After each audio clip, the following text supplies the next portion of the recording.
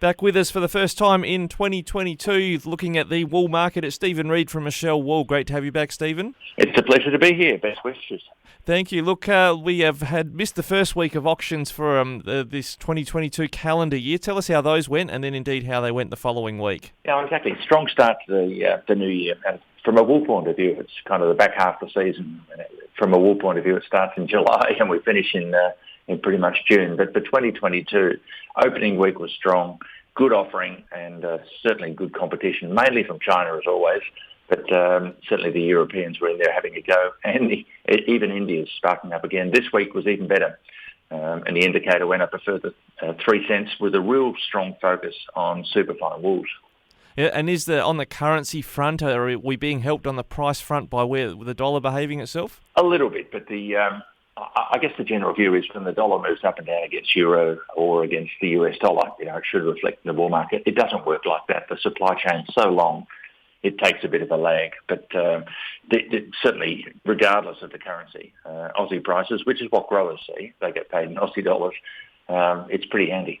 Yeah, now you mentioned the supply chain there. We talked quite a bit last year about issues getting stuff out of China where you've got a processing plant, but we saw also market behaviour where people were just snapping up what they could get when they could in anticipation that shipping and other freight might be a little bit of a problem. Are we seeing any trends in that direction to kick off 2022? Yeah, it's an interesting dilemma. We've got the big factory here in Adelaide and also one in Suzhou in China, and shipping is a nightmare, and it's not getting any better. It's one in terms of getting vessels and getting containers. Secondly, is the price. But there is lots of issues going on. There's transshipments going on everywhere. So, in terms of 4 weeks to Europe, 21 days to China, that's all history. That's actually encouraging manufacturers to come in and get a bit more stock in their hands. So, just in time is yesterday. You need to have some stock on the way. Shipping into the Middle East at the moment, we've got a big customer in Egypt. It could take almost 12 weeks to get wool there. So that's encouraging people to step in and buy.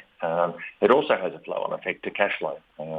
Instead of the supply chain being 9 months, maybe 12 months, from fibre to fabric and to retail, we're almost probably looking at 18 months. So it's having an impact.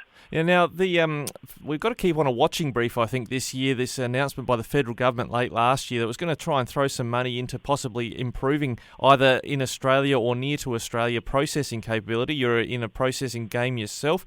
Just where's that travelling? Is there a possibility we might see more domestic processing for wool like we saw in meat recently? There was a shortage there and big problems on the livestock prices. Are we seeing a possibility of more processing in Australia?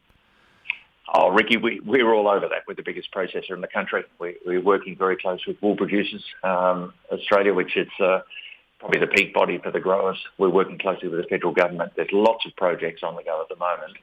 And I guess it comes with the support of Canberra under the banner of diversification. Looking at statistics even that came out for November, having 80% exposure to one country is probably not healthy for the industry. So I can't talk too much about it, but there's some exciting things happening. Good. We look forward to some updates on that front. Now, just a little one to finish off. Over at Corowa, there were some pink tie-down straps deployed by Michell Wool to raise awareness about breast cancer. It looked like a good initiative to me. Yep. It's a good initiative.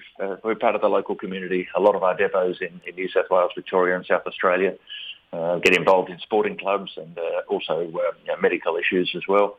It's not just about buying wool and processing it. We're trying to be involved with the community. Fantastic. Well, Stephen, great to have you with us again in 2022. Thanks very much for that update, and we'll catch you again soon. Excellent. Enjoy your interest. Thanks, Ricky.